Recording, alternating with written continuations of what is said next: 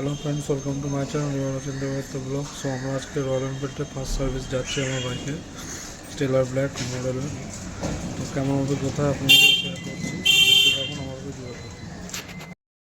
তো এই যে আমার বাইক, এবং আমরা যাবো রুবির কাছে, আমাদের ফার্স্ট সার্ভিসিং। এটা হচ্ছে ওয়েটিং রুম। আমি আর্লি মর্নিংয়ে চলে গেছিলাম ঝন্ডাতে 8:30টার সময় মোটামুটি।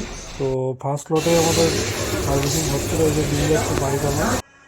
তো প্রায় 3 ঘন্টার সময় লেগেছিলো। এই যে ফার্স্ট সার্ভিসে দেখতে পাচ্ছেন ইঞ্জিন অয়েল চেঞ্জ হয়েছিল, আরও সার্ভিস কিট কিছু কিছু চেঞ্জ হয়েছিল।